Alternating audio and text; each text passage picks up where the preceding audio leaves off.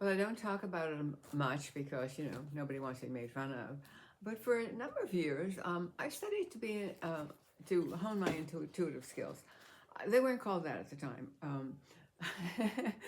was just one of those kids who knew things. I just, oh. And of course, when you're a child and you blurt out the truth, you tend to be told to shut up or what you thought was not true.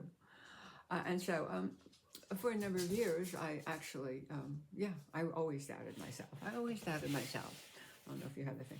Anyway, I was going through some financial struggles, and I was in a sort of a new age spiritual center in San Diego. San Diego, by the way, is a hotbed of psychics and intuitives and spiritualists. And you sort of have to, the one thing that an honorable leader or teacher is going to be is to say they make mistakes. They make mistakes. Because the main thing about having an intuitive hip, first of all, let me just say all of us are intuitive. All of us are.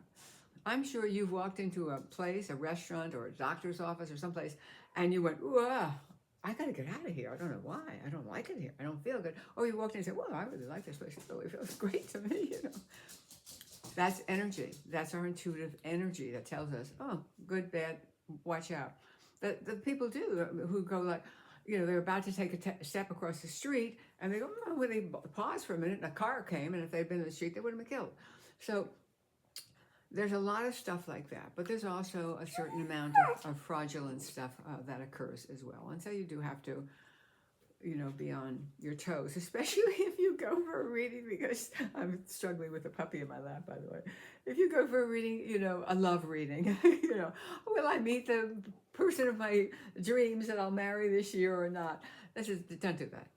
Don't do that. Ask yourself the question. Ask yourself the question. Journal on it yourself. You'll find your own answer. Stuff like that, will this house sale go through? Stuff like that. Don't do it. Just don't even bother. Don't bother. Learning to read the energy is a whole other thing, because it's not just your energy. This energy, this is a lot of energy. It's the energy of other people. And the energy of energy. Today is a rainy day here in Mexico, by the way. It's New Year's Eve, I guess it is. I don't keep track mostly because I don't care. Anyway, I studied with this guy in San Diego. And, one of the great things he used to say, because some of us were like, oh, you're so brilliant. Oh, tell us this. And he'd say, hey, hey, I'm not a guru. And if you meet the guru on the road, kill him. Which is to say, don't let anybody make decisions for you. You have to learn how to make decisions for yourself that are not really influenced by what other people want. This is a big one, and I know, oh, you're so selfish, Carol. How can you think that way? You have to be considerate of others. Yes, I do. Yes, I do. But not to my deficit. And I didn't know that, First of all, I'm a woman. Little girl, you know what little girls are supposed to do? We're supposed to be good little girls, right? Good little girls. And learn to obey. And I wasn't such a good little girl who learned to obey, because I was basically abused as a child. And somewhere in my brain, I'm sure I didn't think this out, I was like, I'm going to get beaten and abused anyway, so I'm going to do what I want. Basically, I was uncontrollable. My teachers apparently used to, my punishment, I love this punishment. When I was uncontrollable, I was probably in the 4th grade as a kid, they would send me as my punishment to the library. Can you imagine? What a wonderful punishment that was. Oh, the things I learned that I never would have learned if I'd been a good little girl and stayed in class. I do use my intuition all the time. I'm thinking about right now if it's a good thing to put this video out or not. I will, because what are you going to do to me? Say, oh, she's lunatic, I shouldn't be watching her. Click unsubscribe. Who cares? I don't make any money from your subscribing. I'm not monetized on any of the social media that I'm on, because why? It's free. I'm not paying to be on it. Why? I don't get it.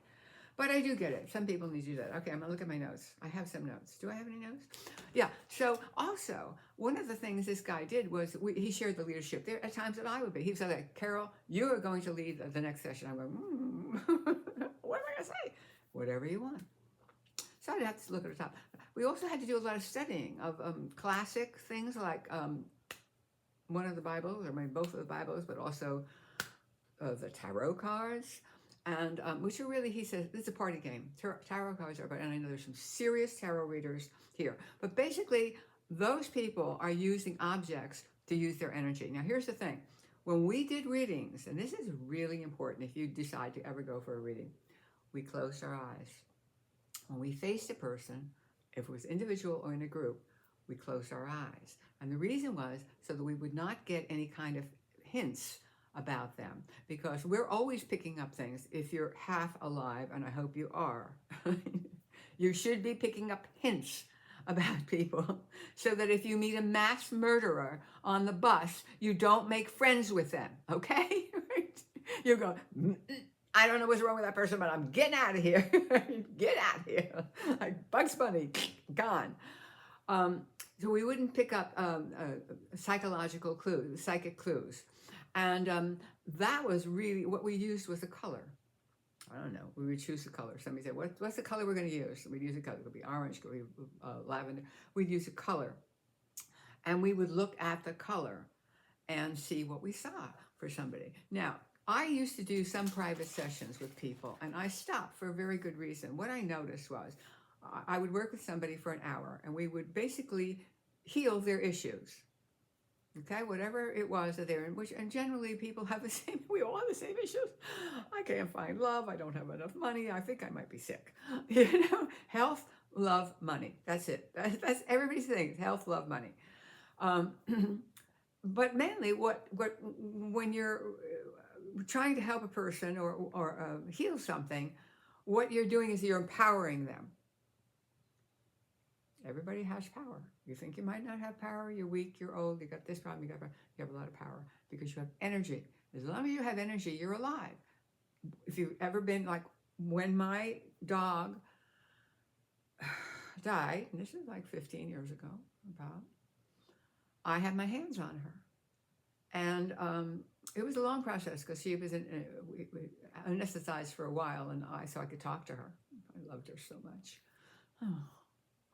And at the end, he had to give her an injection directly to her heart because her veins had dehydrated.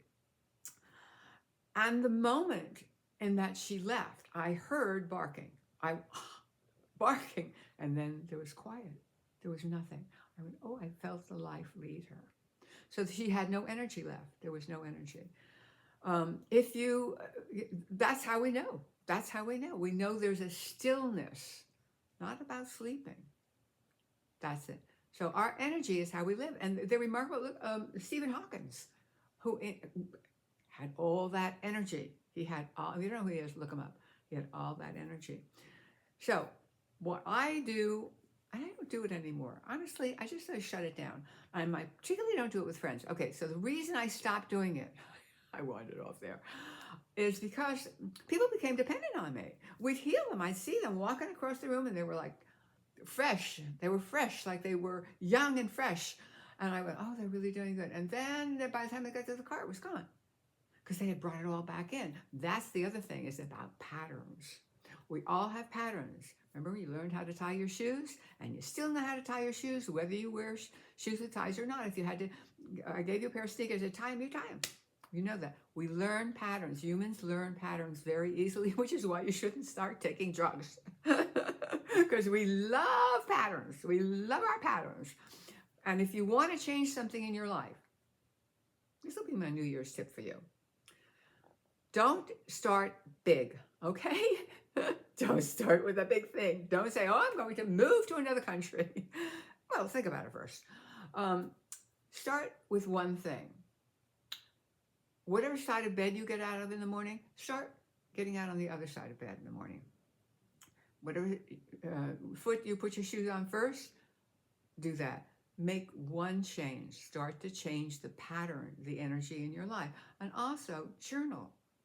If you really want to make a change in your life, you want to move, you want a different job, you want to get out of a relationship, or you want to get in a relationship, journal on it. So my tip is change one thing. Don't change more than 2% at a time because you can get a little crazy. And quite honestly, you can get a little crazy. I've been there. I'm not sure I'm not there today.